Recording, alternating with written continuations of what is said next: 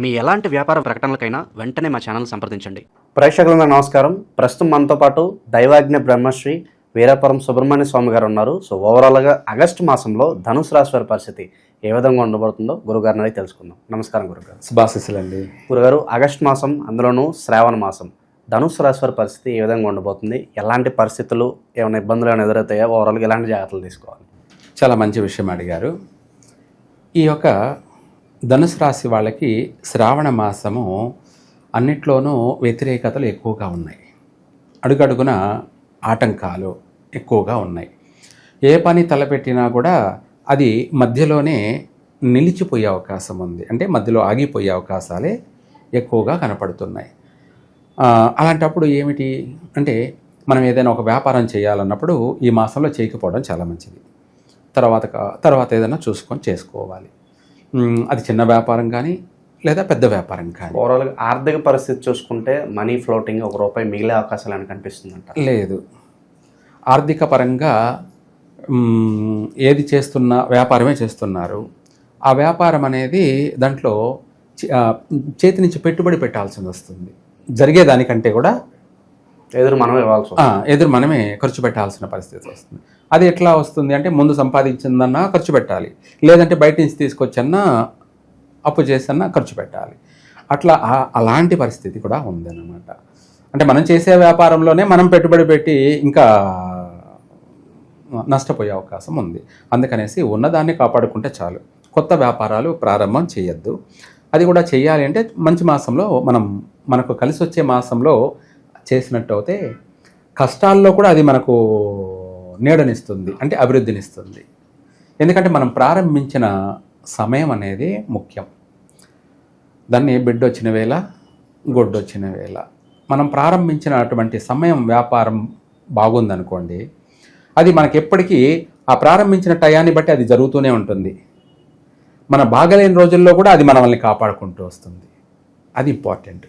అందుకనేసి ఇంపార్టెంట్ పనులు, కొత్తగా వ్యాపారాలు ప్రారంభించే వాళ్ళు చేయొద్దు. అలాగే విదేశాలకు వెళ్ళాలి అనుకునే వాళ్ళు ఈ మాసంలో ప్రయత్నం చేయొద్దు.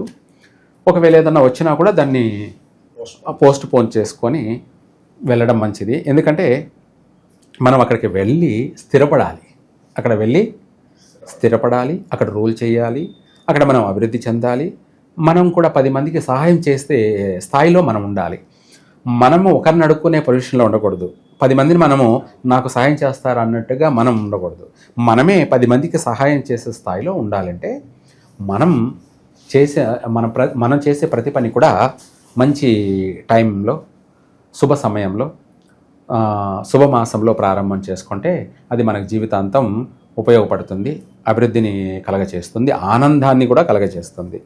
రెండోది, ఈ రాశి వారికి గ్రహస్థితిలో అనుకూలంగా లేకపోవడం వల్ల ఈ మాసంలో ఎవరితోనైనా కూడా ఎటువంటి పార్ట్నర్షిప్ పనికిరాదు. జాగ్రత్తగా ఆచితూచి ఆలోచించి ఏ పనైనా చెయ్యాలి, ఏ నిర్ణయమైనా కూడా తీసుకోవాలి. కొత్త పరిచయాలు పనికిరాదు.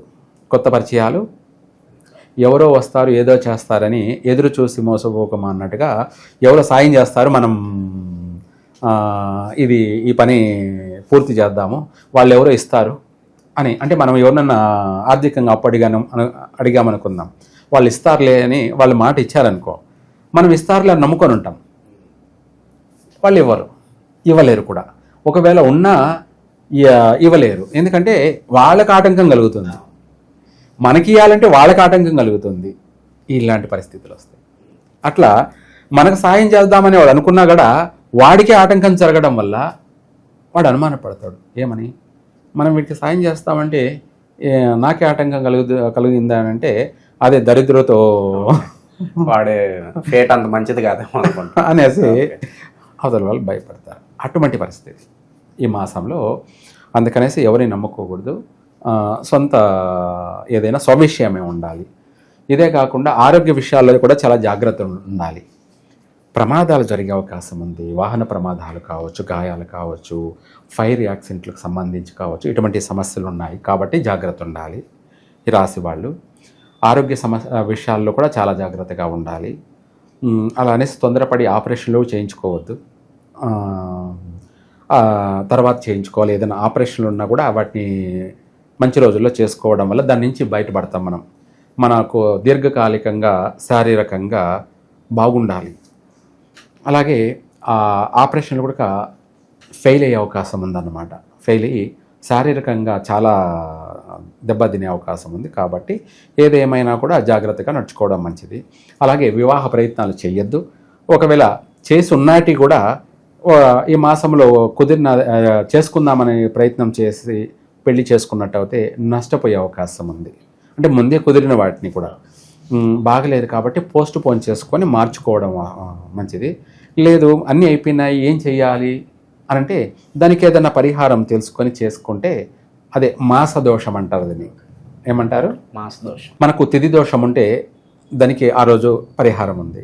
లేదు నక్షత్ర దోషం ఉంది. నక్షత్రం అంటే మనం చేసే ఈ రోజు ఏదైనా ఒక పని చేయాలనుకున్నాం కదా, మన నక్షత్రానికి ఆ ఉన్న రోజు నక్షత్రానికి సరిపోయిందా లేదా, దాన్ని తారాబలం మిత్రతారాన అలా అనుకూలం ఉందా లేదా చూసుకొని, బాగలేదనుకో అది ఎట్లా తిరిగి మనం ముందు చేసి తీరాల్సిందే కాబట్టి దానివల్ల నష్టపోకుండా దానికి పరిహారం ఉంటుంది. అట్లా ఏదైనా పరిహారం చేసుకోవడం మంచిది.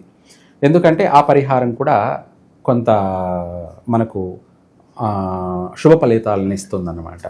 ఇదే కాకుండా సంతాన విషయంలో కూడా చాలా జాగ్రత్త ఉండాలి. సంతాన విషయంలో నష్టాలు జరిగే అవకాశం ఉంది, నష్టపోయే అవకాశం ఉంది. గర్భవతులుగా ఉన్నటువంటి స్త్రీలు కూడా కాస్త జాగ్రత్త ఉండాలి. ఇంకా చెప్పాలి అంటే కూడా ఈ రాశి వాళ్ళకి అనేక విషయాలలో అనేక విధాలు కూడా ఆటంకాలు అధికంగా ఉన్నాయి. కాబట్టి వీళ్ళు ఏదన్నా మంచి పరిహారం చేసుకోవడం మంచిది.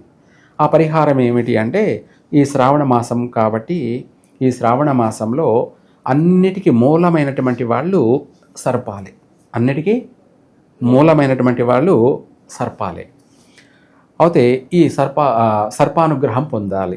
సర్పానుగ్రహం పొందినట్టు అయితే ఏదైనా కూడా సాధ్యమవుతుంది. దాన్ని దేవుడు కరుణించినా పూజారి కరుణించలేదు అన్నట్టుగా, దేవుడు వరం ఇచ్చినా పూజారి వరమే లేదు అన్నట్టుగా, అలాగే ఏదైనా సరే మనం ఒక కంపెనీకి కావచ్చు, ఒక ఇంటికి కావచ్చు, వాచ్మెన్ ఉంటాడు, సెక్యూరిటీ ఉంటుంది. ఆ ఇంట్లో ఒక సీఎంని కలవాలంటే పిఎని, సెక్యూరిటీని, వీళ్ళందరినీ మనము వాళ్ళను మంచి చేసుకోవాలి. వాళ్ళ అపాయింట్మెంట్ తీసుకొని వాళ్ళ ఓకే అయితేనే అప్పుడు వెళ్ళాలి. అట్లాగా మనకు దైవానుగ్రహం పొందాలి అంటే మధ్యలో సర్పాలే main key role, main hero. అన్నిటికీ మూలమైనటువంటి వాళ్ళు అనంతం. దాన్ని అనంతుడు అంటారు. ఏమంటారు? అనంతుడు. అనంత సంపద కలగాలన్నా కూడా ముందుగా సర్పానుగ్రహం కలిగిన తర్వాతనే ఏదైనా అవుతుంది. అట్లాగా రాజు తలుచుకుంటే దెబ్బలకు కొరవ అన్నట్టుగా